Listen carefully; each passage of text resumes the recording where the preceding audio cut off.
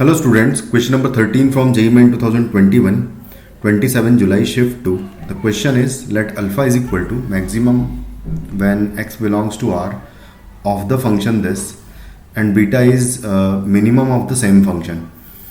If 8x square plus bx plus c equal to 0 is a quadratic equation whose roots are alpha to the power 1 upon 5 and beta to the power 1 upon 5, then value of C minus B बताना है क्या आएगा. तो start करें अगर, तो सबसे पहले इस फंक्शन को सिंप्लीफाई कर लूँ अगर मैं, तो ये लिखा हुआ है कि 8 टू द पावर है 2 times sine 3x into 4 to the power 4 cos 3x.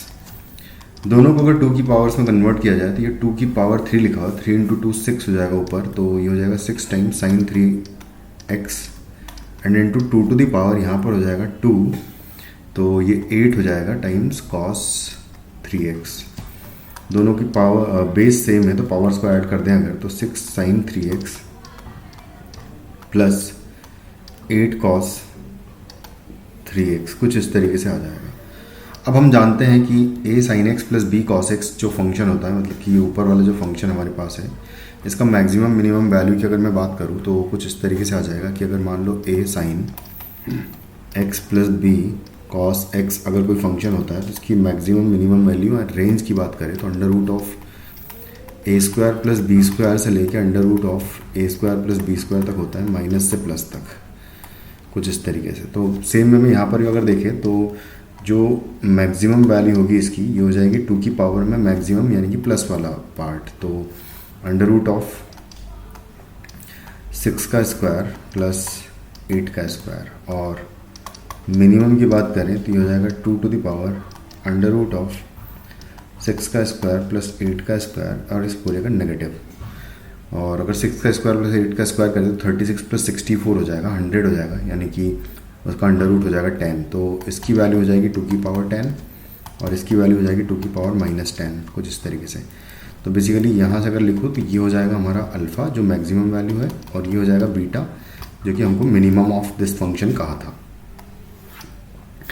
अब अगर अल्फ़ा टू द पावर 1/5 की बात करूँ तो यहाँ से आ जाएगा 2 की पावर 2 बचेगा, अल्फ़ा की पावर 1/5.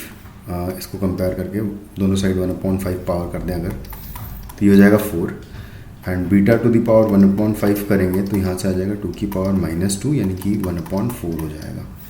तो अगर ये दोनों रूट्स है किसी क्वाड्रेटिक के तो क्वाड्रेटिक को मैं लिख सकता हूँ कि वो हो जाएगी x square plus 4 plus 1/4 times x आएगा और बेसिकली यहाँ पर नेगेटिव और आएगा प्लस 4 इंटू 1/4, ये हो जाएगा. तो यहाँ पर उसने 8x स्क्वायर करके लिखा है तो ये इक्वल टू 0 है, कुछ इस तरीके से आ जाएगा. अब यहाँ पर मैं डायरेक्टली क्या कर रहा हूँ कि एलसीएम लेके प्रॉपरली लिखूँ तो ये हो जाएगा 4x स्क्वायर और यहाँ पर आ जाएगा 16 plus 1 17 minus 17x and plus 4 होगा इक्वल टू 0. और उसके बाद फिर इसको 2 से मल्टीप्लाई कर देते हैं क्योंकि यहाँ पर 8 मुझे लाना है इस वजह से.